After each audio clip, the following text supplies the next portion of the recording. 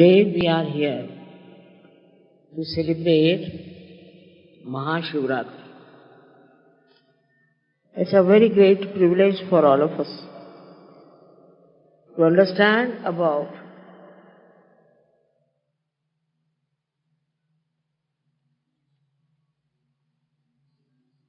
Sri Mahadeva.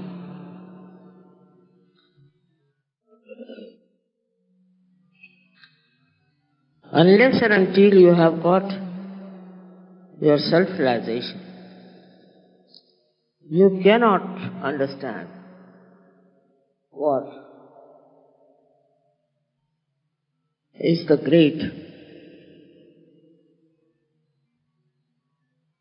personality, the character and the powers of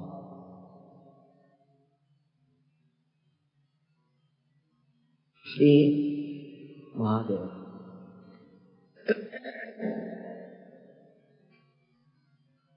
It's not easy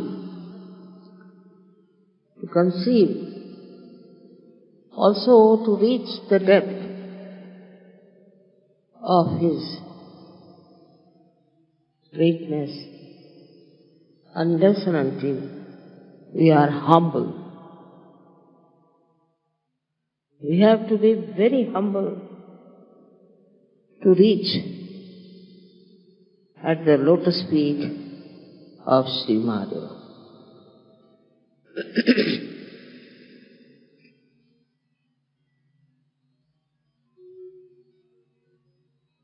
As you have seen that one has to cross even the Sahasrara to be at the lotus feet of this great personality.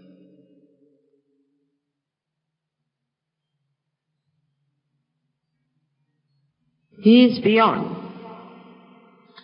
beyond our conception, but he resides in our hearts as the Spirit and is reflected very well when you get your realization. But still, one has to understand the powers of Sri Mahadeva, which is not very easy to describe about this great God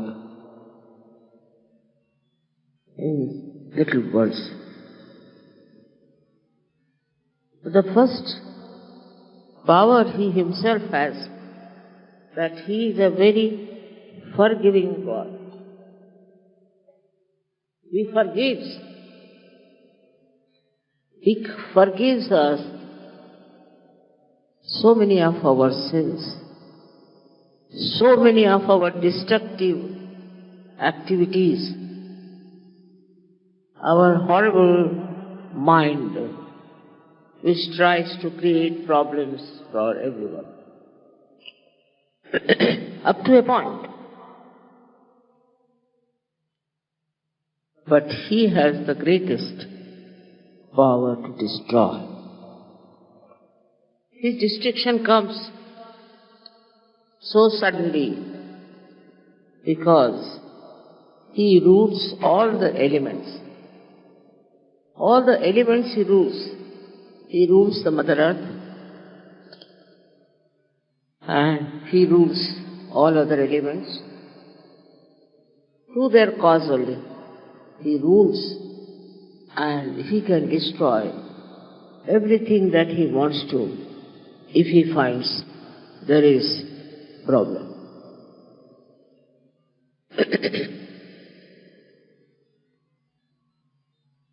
I have to tell you that earthquakes are managed by him, not by me. I am not there for destruction. He is the one who sees what's happening on this earth, what's happening to the human being. I'll give you an example of Gujarat. Apart from anything, Gujarat people are very money oriented. They are worried with the stock exchange, this, that, all the time, money, money, money, money, money. Even if they are abroad, they are extremely money oriented. Sometimes I am surprised. It's impossible to talk to them about Sahaja. And they like artificial type of things like some gurus or somebody. I don't know from where did they get this. Whatever it is. We have a state called Bhavnagar in Gujarat. Bhavnagar people came, they brought for me those silver slippers, padukas, to be vibrated. I was surprised. I was happy at least that these people are thinking about it. So they did a puja, they did a havan in Bhavnagar and also in Baroda. These are the two places where not touched even by the bhukamp, by the earthquake. Can you imagine? And Surat, which is very much distant, was absolutely shattered. There are Sahajogis, very few. All of them were saved. And their houses also did not move. This is between the protection of your mother and the wrath of God Almighty. One has to understand this very well, that He has powers over all the elements. I went to France, and there some people in France tried to trouble me. And all the media got after me. And on the television, everywhere, they were saying all kinds of things against me. I knew something would go wrong somewhere. And suddenly from the sea, a big, I don't know what to call it, a big storm started. Suddenly, no one knows why. And two ships were completely sunk. And those people who went to rescue them got cancer. Then it came, this storm started moving fast, and all the churches lost their top heads, I should say. All the churches lost it. So many priests' houses were ruined. And it travelled and came up to the place where I had purchased a very big castle. Just stopped at the brink of it. No, it's not my doing, I must tell you. But this is what He does. Though He is very forgiving, He is extremely kind, He is blissful, but you should be aware of His powers. All those powers are used to protect my work, I should say. It goes too far. And it is to show to people that they shouldn't obstruct the work of spirituality. It should be real spirituality.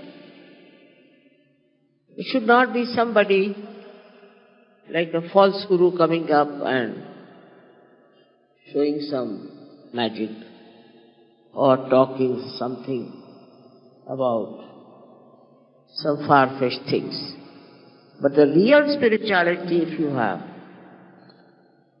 the protection will be always there, and Shiva will be very blissful. He is extremely blissful. And what does He give you is even more. beautiful than you could think. He is extremely forgiving. I should say he is the source of forgiveness. If you have forgiveness in your heart, he resides in your heart. Otherwise, gradually you start developing very difficult type of diseases. Say, if you are forgiving, your heart runs very fast. No one can touch your heart. You cannot get heart attacks. But if you are tolerating, suffering, and taking many things as a power of your own, doing wrong things, and forgetting about God, then you also start developing a very weak heart. So one side is that you develop a heart which is extremely aggressive and can become like Hitler's heart.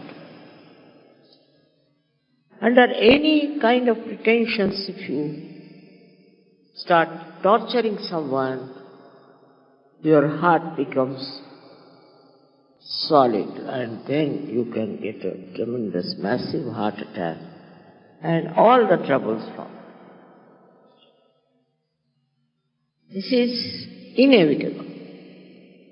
But supposing you are extremely tolerant and you tolerate all nonsense, you are very docile, you are a frightened person. If you are frightened and because of fright you do that, you can develop another kind of a heart we call as angina, where the blood supply is less and ultimately you develop a kind of a guilt and you lead a very mediocre life. So this second thing also is very visible among people who think they are very, very tolerant. I am saying that tolerance is all right because of spirituality, but not because you are frightened and you are afraid of something. If you are a Sahajogi, you have no business to be afraid of anything. In India, people are afraid of everything. If they see a squirrel, they'll be frightened.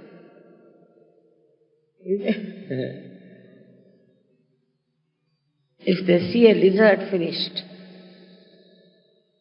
I mean, they are afraid of anything. And the ladies of India are so afraid of even cockroaches. This kind of temperament is absolutely stupid, because that makes you a kind of a person who is prone to angina. What is there to be afraid of? If you are a Sahajogi and Sahajogini, you are not to be afraid of it. They are afraid of rats, all kinds of nonsense, and they boast of it. And they talk about here the heart is becoming weak and weak and weak. Also, I must say, the Indian men are responsible for that, because they treat their women as if they are appendages or some sort of a liability. I don't know what they think them. Their behavior is so bad, unbelievable. Especially in the North India, I have seen women have no position. The woman is brought in the house, kept in the house, just like a maid servant. She has to cover her face all the time. She doesn't have to go out anywhere without permission. It's terrible. Some people say it is the Muslim influence or whatever it is. But when you believe in eternal life, in spiritual life, you should not be governed by any such nonsensical atrocities. And that's why I feel that you really need the emancipation of women in India. They are very good, they are very tolerant, they are very sweet, but they develop all the bad diseases, all the mental diseases, because they don't know their own value, they don't know their own self-respect. And on this I have already spoken at length. Why should men behave like that? Thus, I think in our country we have at least 70% are women.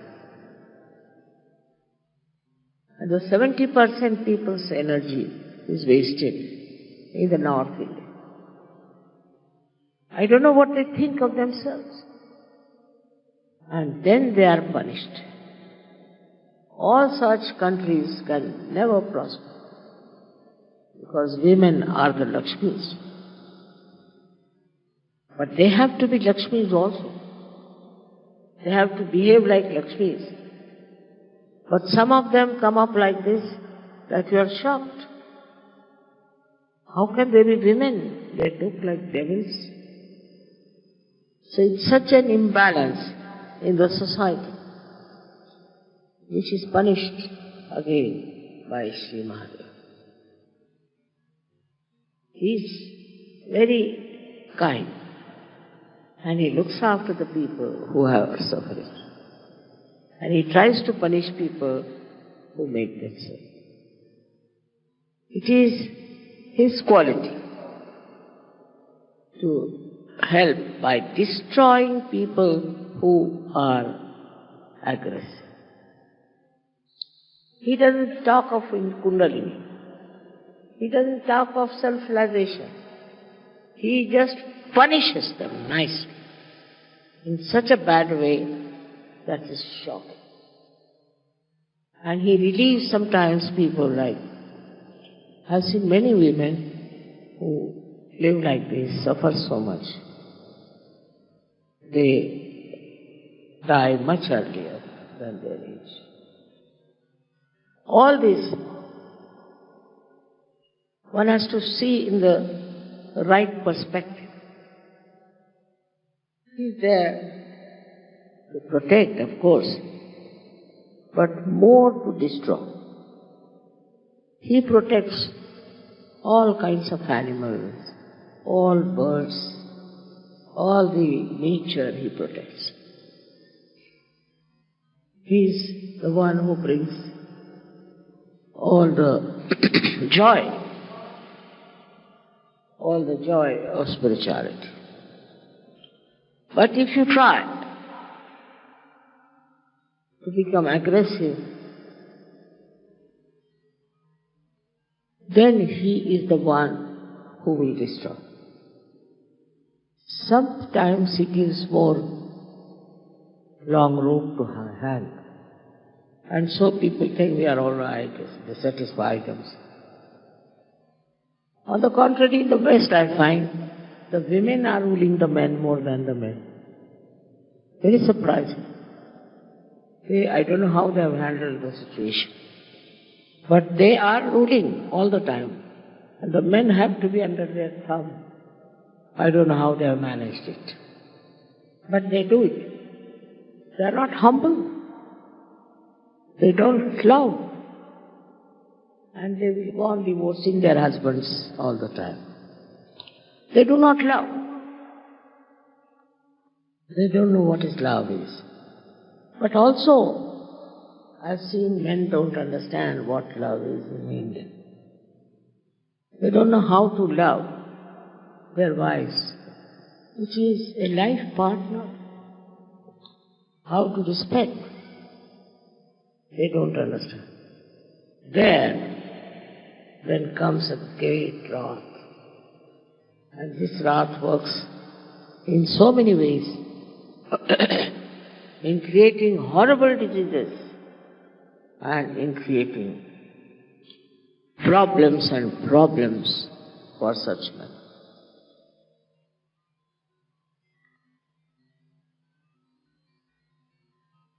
And the society also is responsible for doing all kinds of things against humble people. Both ways, one has to understand that if you are aggressive, you are under the third eye of Sri Mahadeva. In any way. If you are aggressive, say with your servants. If you are aggressive with your subordinates.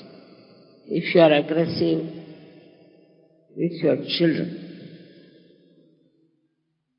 There is this wrathful God watching, and one can get under the spell of his destruction.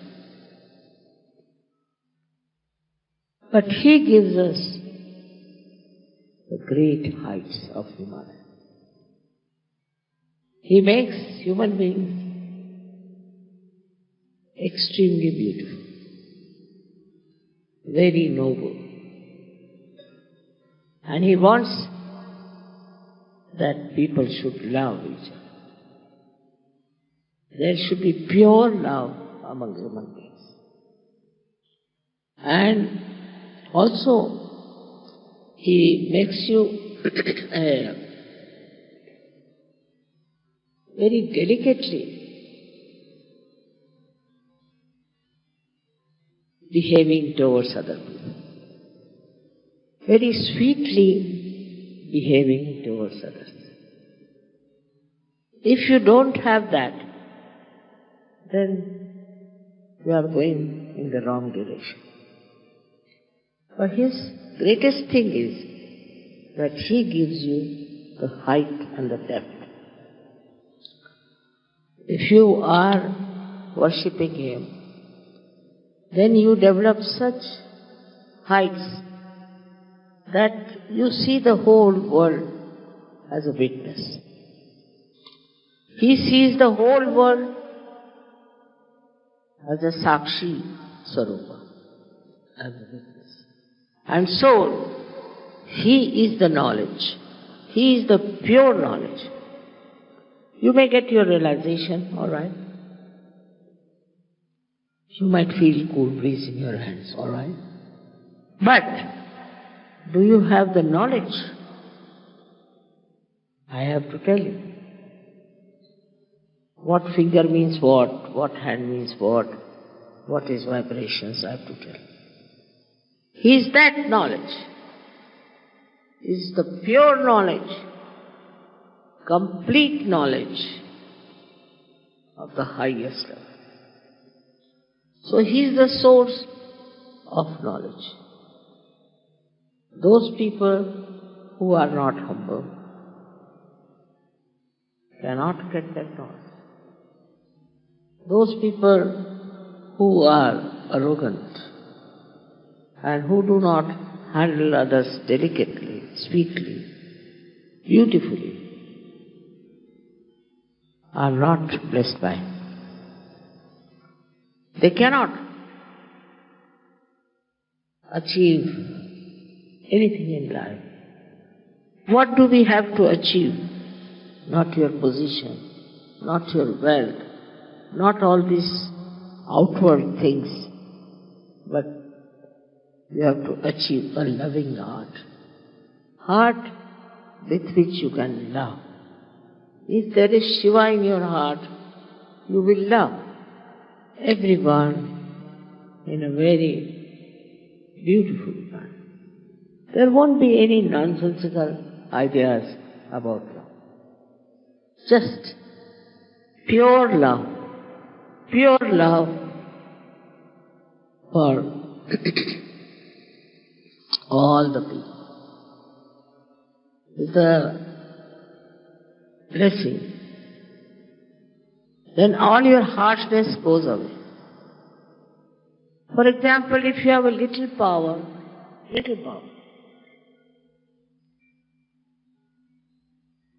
so you start to misusing it.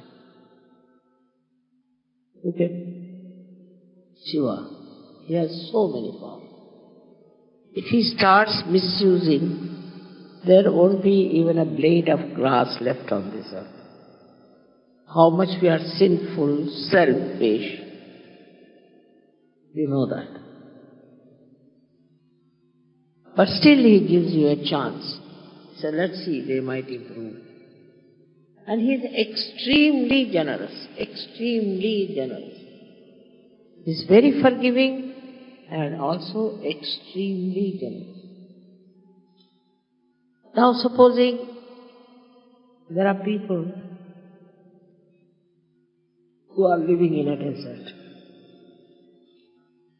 and they are very good people and they are suffering because they are living in a desert. He will create oases for them. He controls the Mother Earth. He can do everything to make them happy if they are spiritual, if they worship Him. But human beings are so stupid that they go on fighting also in the name of God. Like in the south we have two types of people. One who worships Shiva, another who worships Vishnu. Can you imagine? Vishnu used to worship Shiva.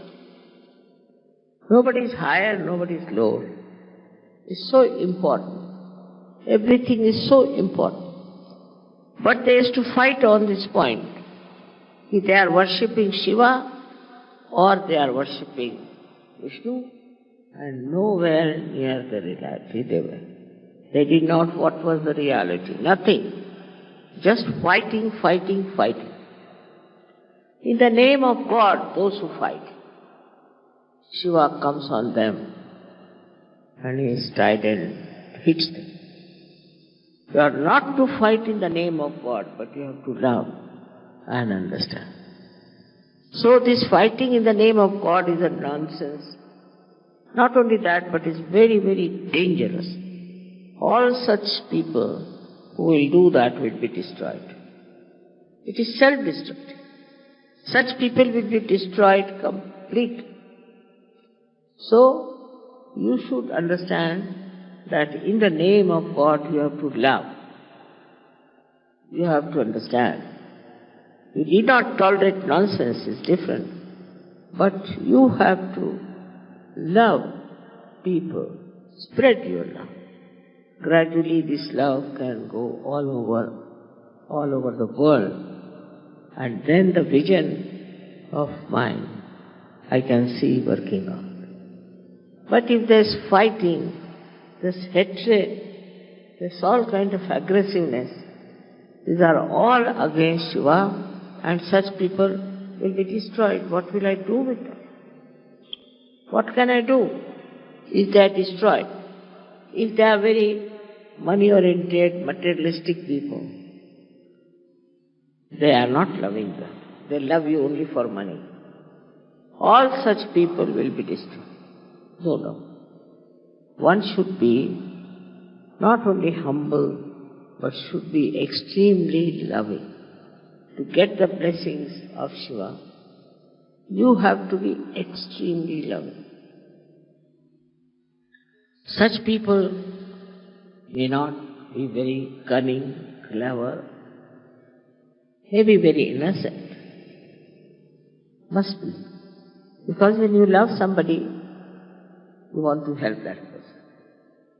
I have suffered myself. I have tried to help people and they have deceived me. So what? That's their nature. And they are destroyed. What can I do? I didn't ask them that you deceived me, but they deceived me. I don't know why. And I've been very kind and nice, still they deceived me. So, then the destruction follows. What can I do about it? I don't want anybody to be destroyed. I love this creation of mine, and I don't have any way of protection them if they are destructive. Because there's another great power who can destroy them. Her mind is a helpless condition sometimes, I feel. And I don't know how to express, but one has to understand as Yogis that with Shiva's love and his blessings, you can become extremely loving, extremely generous, very, very sweet and innocent like children. You have to be innocent. There's no need to be very clever and cunning. And you'll be amazed how your innocence will be protected. If you are innocent, you don't have to worry. There's a power. There's the third eye of Shiva who is looking after you. Wherever you are going, he is with you. That doesn't mean that you become stupid. Doesn't mean that you are not practical. All that is taken over, all the practice by the power of Shiva. His guidance, his love, his kindness. You can see at every step. But first of all, watch your steps. Are you aggressive? Are you troublesome? Do you say harsh things to others? Or are you humble? Are you gentle? And if you are kind, he is very much pleased. In the nature, it is his rule that works. And they are so systematic. They live with understanding of each other. For example, if you go in the jungle and it is absolutely quiet, don't hear even the birds twittering, then you should know there's a tiger sitting somewhere. Because he's the king. They know they have to obey, and when the king is there, his protocol is there. They know automatically what is the protocol of the king. Nobody would be even moving if he's there. He sits in his majesty. In 1 week or maybe 15 days, he'll kill one animal. He has to eat. Kills one animal, then he and his family, they eat first. He waits for some time, of course, for the blood to ooze out. Then the whole family comes and eats. Then he leaves the body there. Then by gradation, one by one, all kinds of animals come and eat it as a prasad. And the last thing are the crows who come and eat that animal. Such discipline, such understanding of the protocol. I am amazed how animals are managed by Shiva. We never hear that animals are having a strike or animals are having a big underworld animals. You don't hear that these animals are stealing things. Just imagine We are coming from that animal life, but we are worse than them. How are we going to rise if we have all such funny ideas of behaving in such a manner, of fighting? On any small little excuse they'll fight, just start fighting. Animals also fight a little bit among themselves, but not in a collective way. They don't do it in a collective way as we do it here, and we do not. It's really, at the slightest provocation, we get into groups and start fighting. They get into groups, but they don't fight. What is the thing among them? Everything is so much understood by animals. Why not for us also to understand the law of nature? It is Mahadeva who manages that all the nature's law are to be obeyed. Even the Mother Earth, the sky, everything is looked after by Him. He does nice, beautiful things for us. With the changing of the seasons, He creates these beautiful flowers, He creates. All that is soothing, joy-giving and beautiful, He looks after. He gives us to see what nature has given us and tries to please us, keep us happy, entertain like an innocent child. But while we are in our arrogance, we have our reactions to everything. You see a carpet, you say, I don't like it. Especially in the West, it is a common thing to say, I don't like it. Who are you not to like something or to dislike something? What do you think of yourself? It's very common. And shamelessly they will say, I don't like it, I like it. It's impossible. Such human beings, I don't know where will they go. What will happen to them? Instead of appreciating, instead of enjoying everything. Why to start criticizing and reacting? Reaction is much more in the West, I must say, not so much in India. But there are certain cultural difference, I think. That's why people say like that. Here, if somebody says like that, people will think that person is mad or something wrong with him, the way he talks. So it's important how you express your love, how you talk about your love.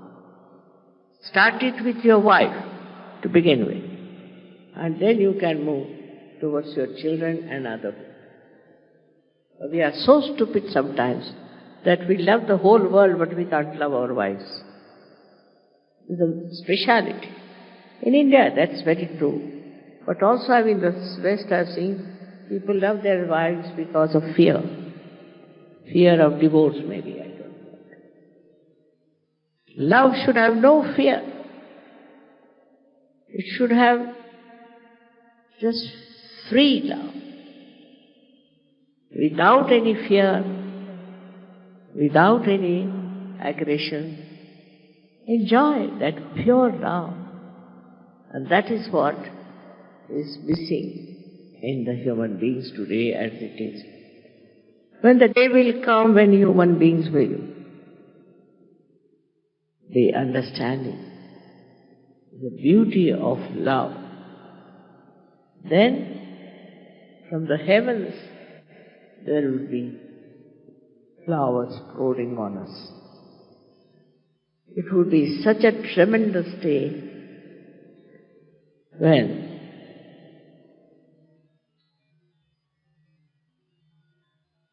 Mahadeva will be able to close his third eye and would be peaceful in his heart. It's my vision. It's the future for you to see how peacefully you can talk to them, how sweetly you can love others, how much you can give to others. For example, they have to give something, they'll go in the market and buy the cheapest, the rottenest thing for giving. That's not the way. You must buy it small or big, whatever, out of love. That should talk about your love, tell about your love, and not about your money, what you are spending. It's very common nowadays, even in India, that people try to show how much they're worth, what they wear, how they dress up. For what? For what? I've known such people, very many. When they die, there are not even 4 people available to carry their dead body. When they leave, they think no one of themselves. That time, you should see how many people there are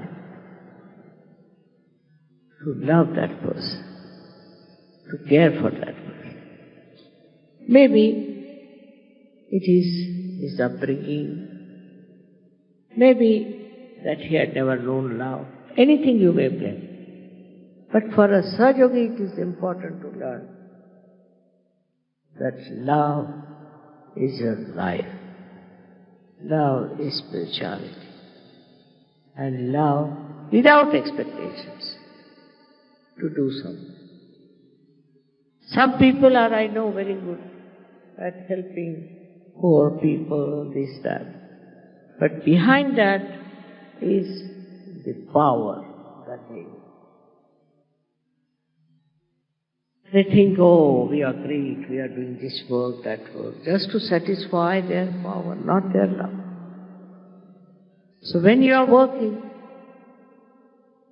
you have to know that it is just to satisfy your spirit, just to satisfy your love, that you are doing, not for any name or for any kind of a position.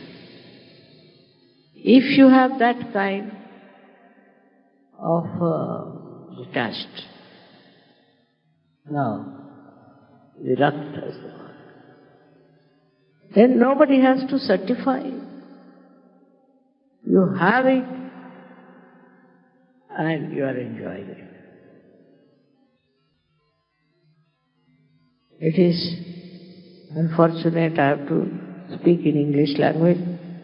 Maybe there are some who do not understand English. But nowadays the English have become dominating. What to do? We have to speak only in English language and can't use any other language. But one has to speak. Anyway, see animals. See if you have a horse, if you have a dog. All these animals, they understand how they stick to you, how they express their love. They're very sweet. And this we have to learn from them now, I think. Otherwise, I don't know how to make them understand the value of love. It is not that the way people are criticizing, that we are not practical, that we have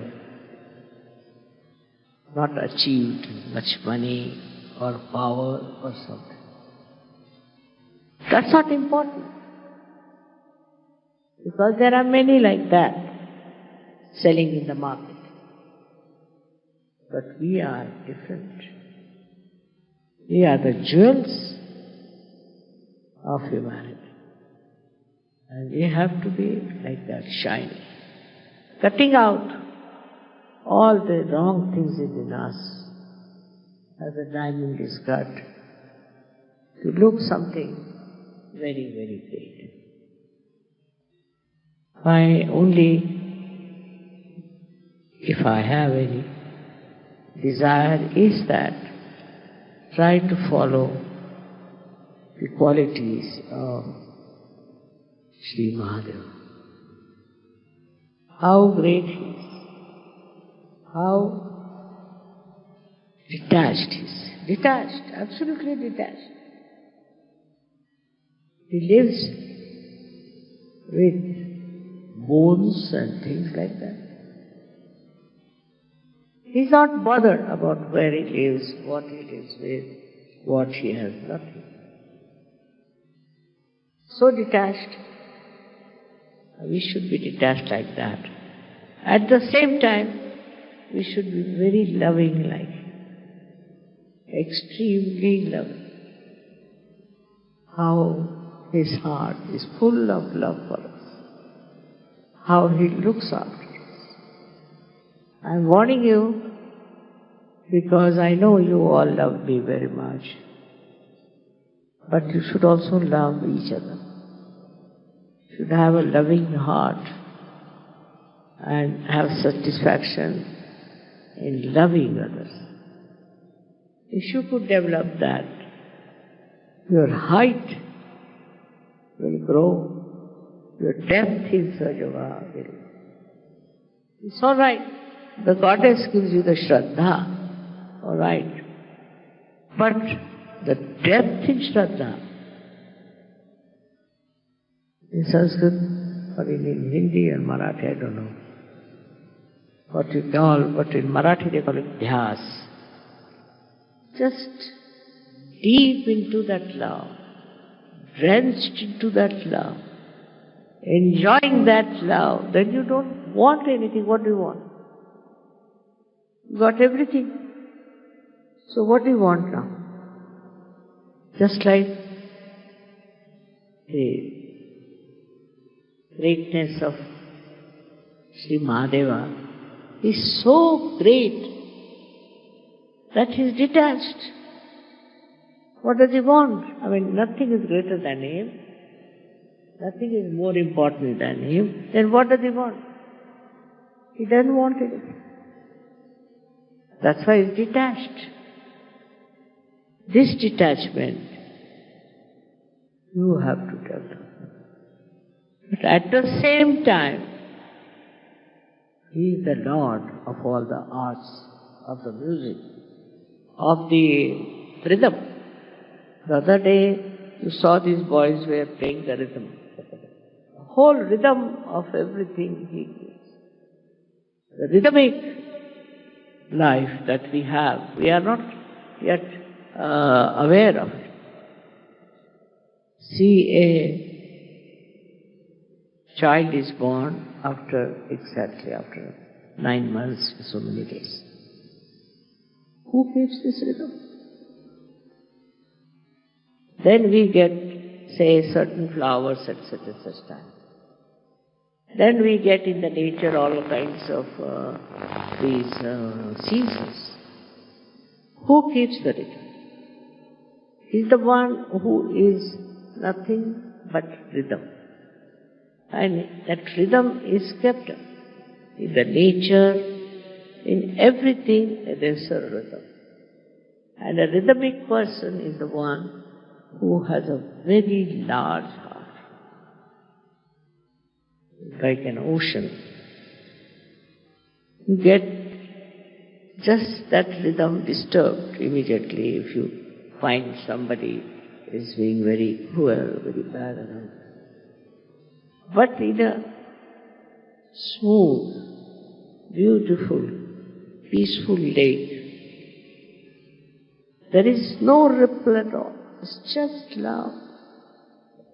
And then at that time, if the rhythm, the silent rhythm of that heart is broken, then Shiva takes charge. So, one has to have a complete sense of the rhythm of time rhythm of nature, rhythm of everything. People don't know even the names of the flowers. They don't know what these flowers are, what time they come up. They have no idea what is the rhythm of their living. Nobody is bothered. All over, if you see, there is seasons and things. It's all the rhythm. Like he's playing a big tabla or a pakwaj, on which he plays all the beautiful tunes of all the seasons. And that's how the nature flourishes and comes up and then subsides. We do not see that point. We just are bothered about us. Like we'll ask, how are you? Mother, I've got a headache, I've got a stomach trouble, I have another trouble, everything is there. But another one would say, I'm all right. So what's the matter? Put the world right, Mama. Mother, why don't you put the world right? He's worried about others, not about himself. And in that understanding of what one should do, to make this world happy, beautiful, for that one has to really work hard, so-called. And in that working, one thinks, isn't it our duty to make this world beautiful? Isn't it our job to make this world rhythmic, rhyming with the spirit? It's our duty. We have to do it. Not only taking Sahaja Yoga for yourself, but for others. It's not you are all the time worried about yourself, but you are worried about others. What's happening in the world? That is love. That love is spontaneous. And when it works wonders.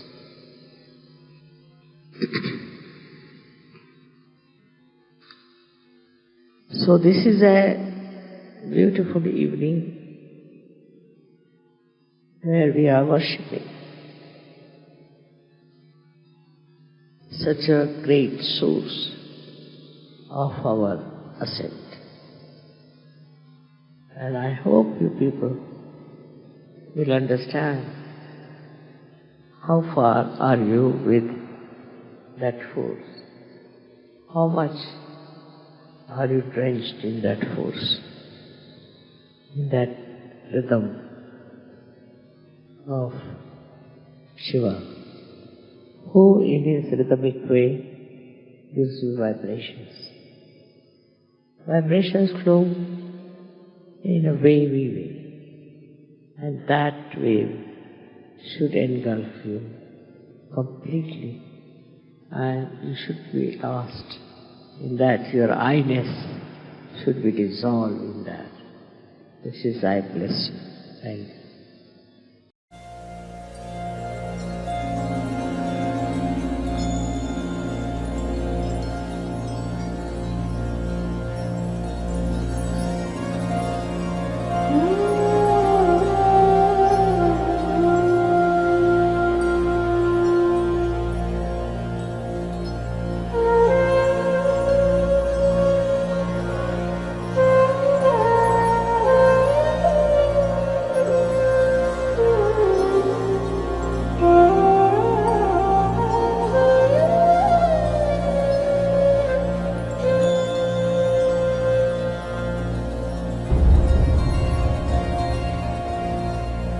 न तातो न माता न बन्धुर्न दाता